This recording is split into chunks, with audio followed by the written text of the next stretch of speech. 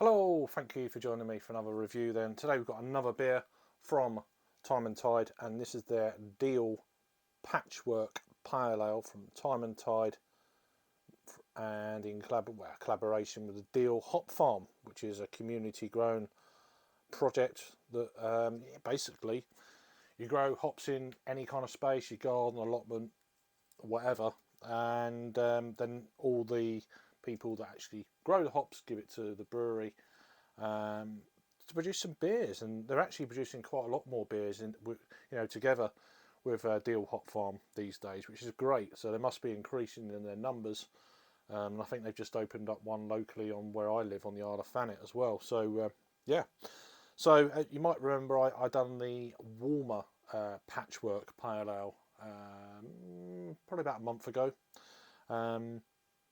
And again, the brewery very kindly sent me this beer, but it's taken a little while for me to get round to, but we got there in the end. So 4.5% pale ale, so community grown beer brewed with Prima Donna hops provided by the Deal Hop Farm, a patchwork farm in and around Deal made up of people's gardens, allotments and community spaces. Dry hopped with 9 grams per litre of Citra hops. So it's locally grown hops and Citra hops. Okay then. So the ingredients then: water, barley, hops and yeast as you'd expect. A 440ml can, best before the 14th of June of 2022. Deal Pale, I guess it's goal number 370. So yeah, really like the artwork on that. Let's crack this beer open as we're nearly 2 minutes in. The light's a little bit, it's that kind of early in the day sort of light, so it reflects on any kind of can. So I've actually got one of these left, which is not the newest glass merch that they do. So I need to get myself some newer merch from these guys.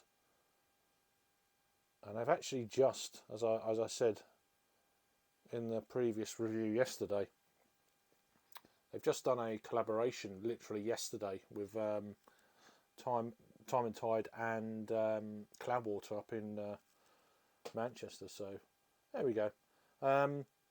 So yeah, it's looking a really nice lemony colour. There's a slight bit of haze, but it's not crazy haze. You wouldn't expect it really.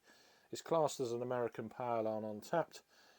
Didn't really pour much of a head. It's probably half, not even half a finger there. Pure white, but yeah, nice lemony kind of haze if you like. Give it a swirl and a sniff then, see what we get out of this. Oh yeah, I mean you are getting that kind of dirty kind of hop, which is probably the Prima Donna hops, and then you're getting this burst of Citra kind of overlying that. Real juicy kind of melon, grapefruit.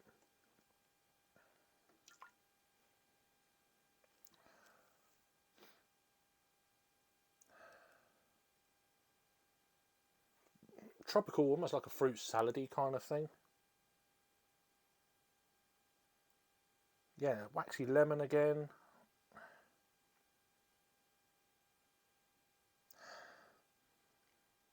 Melon, more of a honeydew type melon. Touch of grapefruit. Let's give it a try on the taste, see what we get out of this one. So cheers. Do check out Time and Tide. All the links are down below. Nice one.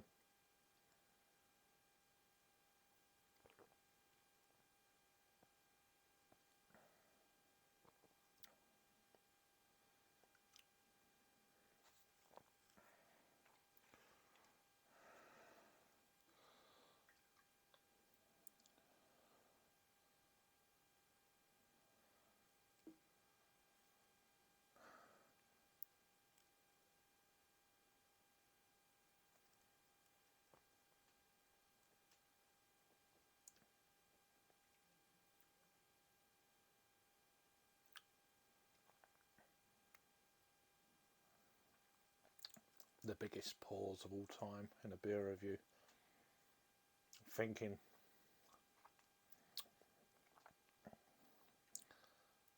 This is fantastic. This is wonderful stuff. It reminds me of a kind of a, this is probably a great representation of a transatlantic pale ale. I had one before years ago from another brewery in America, and it was nothing like what I thought it should be for, oh, we've used American hops and we've used British hops, and we've, you know, it's kind of a transatlantic pale IPA or whatever it was. I can't remember. I remember the brewery, but I won't say. And I thought, no, it's not. It was just all American hops, and it was so overladen with American hops that it just kind of defeated the whole kind of concept. But this one, yes, obviously it's got, as I say, it's got Citra hops in it, which at 9 grams per litre.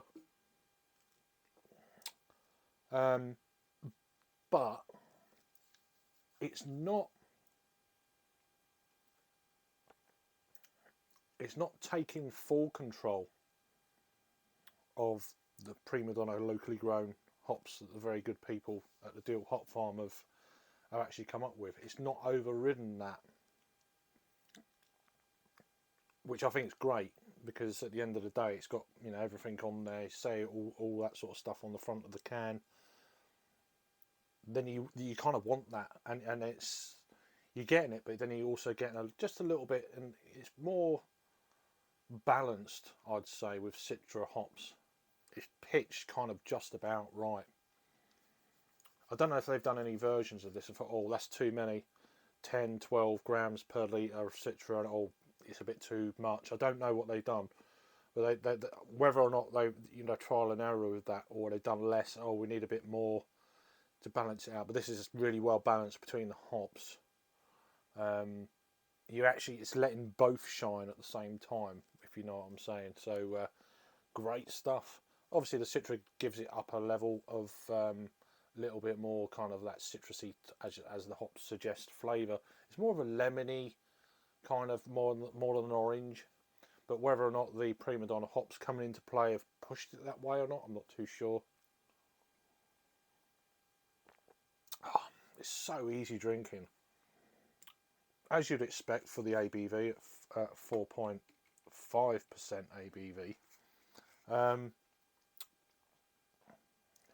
Doesn't go into any other kind of details. There is a little bit more. So let me just go what it says on Untapped, because there's actually more information there. I won't go through the part that I've already said, but it says what, and then I'll just go from where, like, Citra hops on the cold side to create a wonderfully flavoursome pale ale. The London ale-free yeast brings delightful softness, which is great. It really is soft, low medium body, that kind of deal. And the flavour is a complex array of tropical fruit, citrus, and some delightful earthy notes, which is what I'm getting at with that kind of Prima Donna kind of angle, if you know what I'm saying.